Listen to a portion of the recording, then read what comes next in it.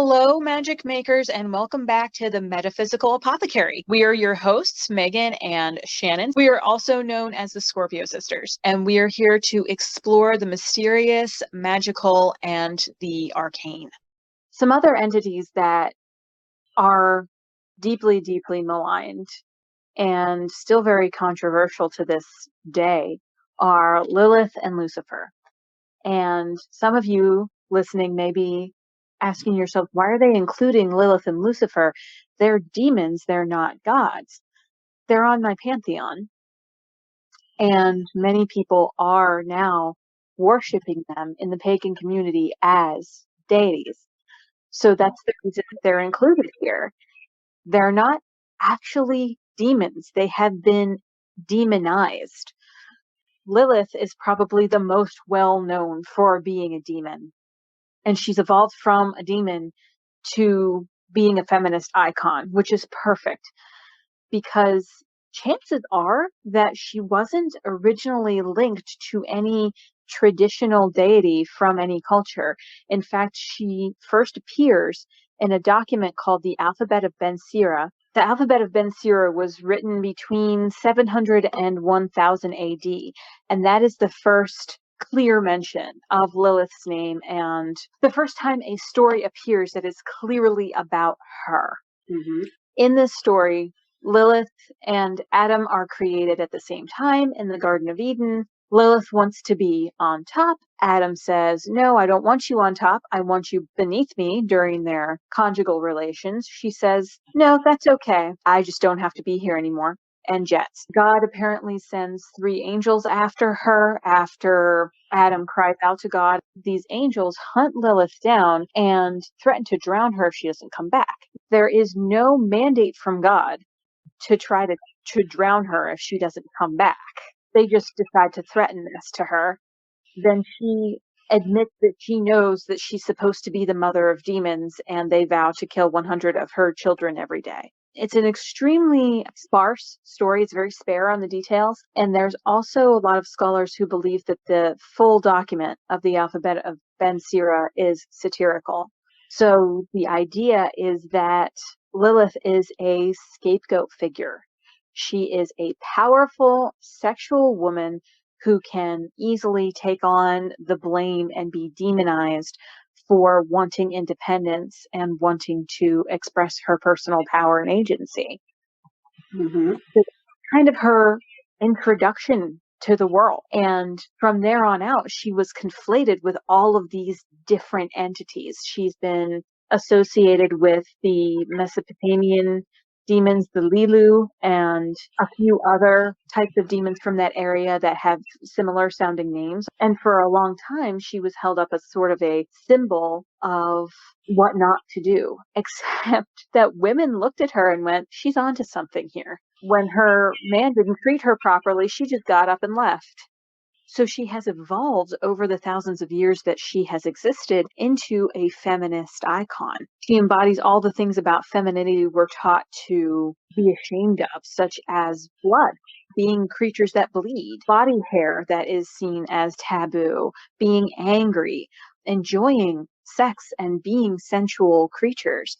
She is the advocate for all rejected and abused women, and this includes trans women.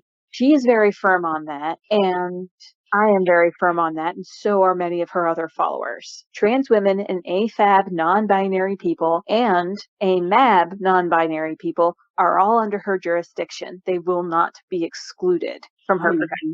Something else about Lilith's story that I think could have easily been twisted was that she eats babies, killing infants or killing babies in the crib.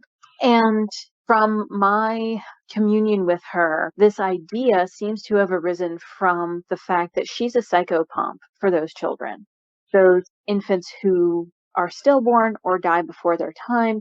She is the one who guides them into the afterlife and cares for them on that journey and helps prepare them to be reborn if they choose to be reborn. People would not have wanted an entity like this in their home because they don't want their children to die. So even though she's not the cause of death, we're still going to find amulets and spells against her because people don't want her to come and take their children away from them. So it got twisted over time. She's also a goddess of the wilderness or the wild places because in her original story, she runs away into the wilderness out of Eden, out of paradise. So she was in a space that was not regulated by God to be perfect. She was in a tangled, bramble-filled wilderness where she would have had to defend herself. She would have had to forage. She would have had to find potable water. She was completely on her own. Her energy is about finding your way through the wilderness and surviving in the wilderness and, quite honestly, learning to be the most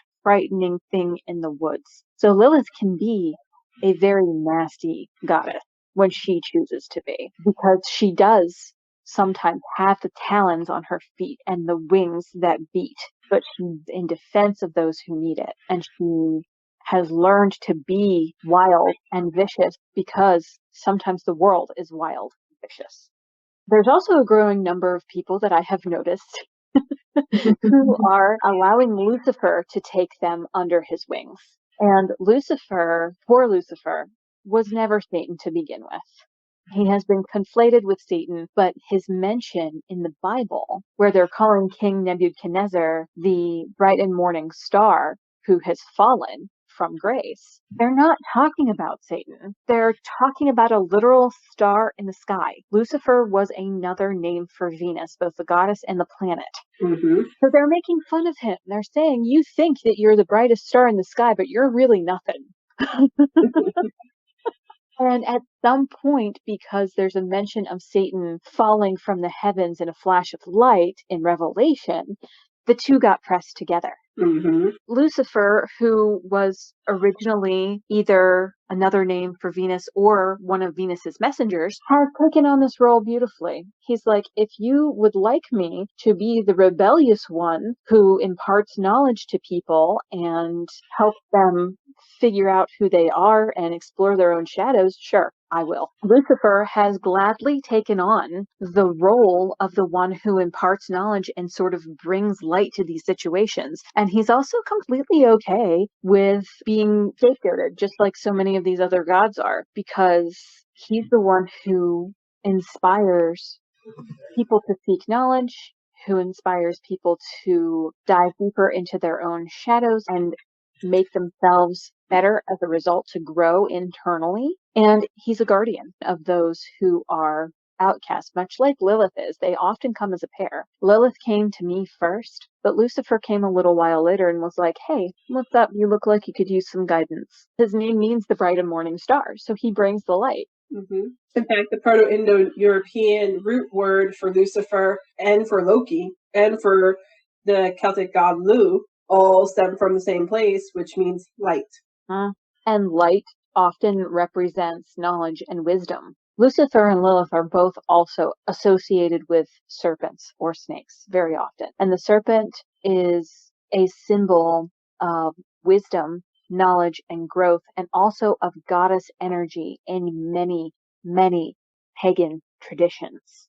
It's one of the reasons that serpents and snakes are so maligned in Christianity, because they were trying to eradicate pagan worship. So the idea that these two deities were associated with snakes means that they were associated with knowledge and wisdom that they are willing to impart to people who need their help. Mm-hmm. And that's not exclusive to them. Many of the deities that we've talked about in this podcast are associated with snakes and spiders and other unsavory creatures. Creatures that send a shiver up the spine. Mm-hmm. If you're seeing a lot of spiders in your home and you're looking for a deity, light a candle for Loki, see what happens. He likes to get people's attention with spiders. He's like another god on my pantheon in that way. Yeah, he has absolutely no association with spiders on my pantheon. It's interesting because that's a common traditional association. I can see why it would happen, because Loki is also the god of quote-unquote lies, but also stories and storytelling, and writers often have as an association with all of those things. Yeah. Most of the deities on the pantheon have some kind of shiver me timbers association with a creature that is in some way, shape, or form taboo, unsavory, creepy, crawly, mythy. For instance, I have an association with bats with Persephone. That makes a lot of sense for her. Mm-hmm. And I don't find bats creepy, but a lot of people do. Right. I don't happen to think they're creepy either. That's all we have on the topic for today. Thank you so much for listening in, and we hope you'll join us again. In the meantime, you can follow us on our blog for some more witchy wisdom, as well as check out some of our original art on Society 6 for sacred decor and more. Thank you again for joining us, and go make some magic and live your best life. Bye. Bye, everyone.